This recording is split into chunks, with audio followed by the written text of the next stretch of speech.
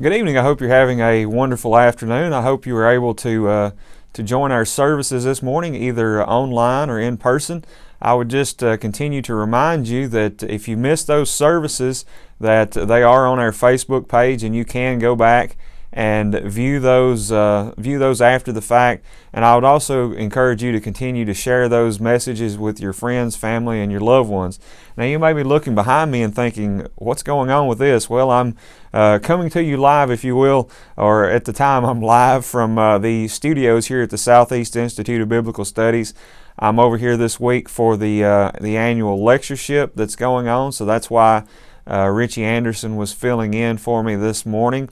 And I would also like to, extend an opportunity to you as well, since I'll be out of town this week. Sellers Crane will be back teaching for us on Wednesday night. So if you've not had the opportunity to get to hear Sellers speak in a while, Sellers will be doing the class this coming Wednesday night.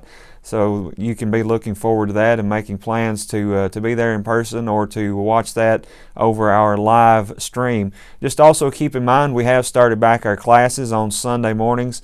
We have one main class in the auditorium for adults, and then Louie's doing the young professionals class.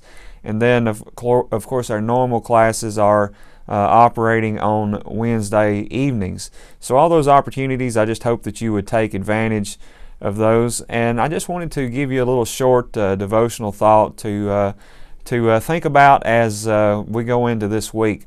Have you ever seen one of those movies where you've got a guy and he's in love with a woman, and he just either one of two things happen sometimes. Sometimes the person will try to force the woman to love them back. They will do everything, even down to sometimes you might see where a person kidnaps the woman to try to hold her with him and to keep her.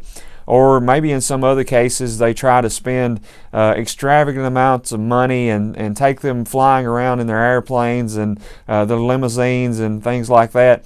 And they're trying to, in that case, to buy their love. Now I want you to hold that thought in your mind for just a minute and think about this. We all know when we sit and we see something like that going on that it's not ever going to really be what that person wants, because they're not getting love in return. Well, I was thinking about that recently because in one of our Bible classes we were talking about some things to do with predestination. We had been looking at some verses in the book of Ephesians. That's what we're studying on Tuesday mornings in our Faith and Works class. We were talking about that, making some comparisons to what the book of Romans says. And if you trace those verses out, you will see that it's actually telling us that we're to be conformed to the image of God's Son. That's what we're predestined for. God determined a way that a person was going to become a Christian, and that was all part of the plan. Now, there's a simple little thing in the Bible that could show us that predestination does not work out with the main teaching of the Bible, and that little thing is called love.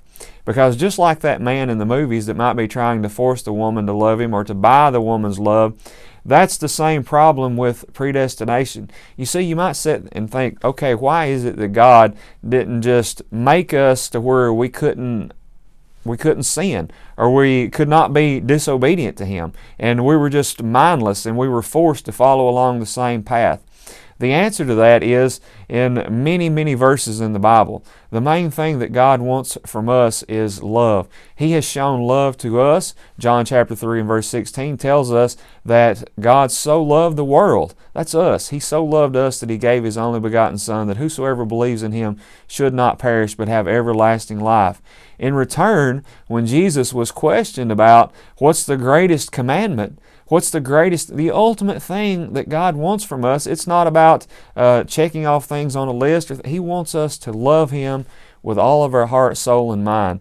And you see, if we had been mindless creatures, not able to choose our path, then love would not be a part of that. So God wants us to love Him with all of our heart, soul, and mind. He has shown us that same love in doing the most unimaginable thing that one could possibly do, in sending His Son to this earth to be tortured and mocked and rejected, and continues to be rejected today.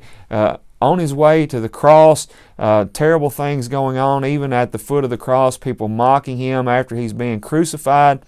God did all those things for us. What's He want in return? He wants us to love Him with our heart, soul, and mind. That should be the driving force behind our actions. So take this thought with you as you go into the rest of this week, as you go into the rest of your life. Our actions should be guided by the fact that we love God.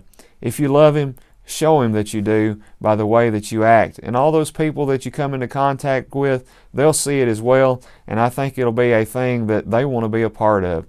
Thank you for tuning in, and I just pray that you have a blessed week.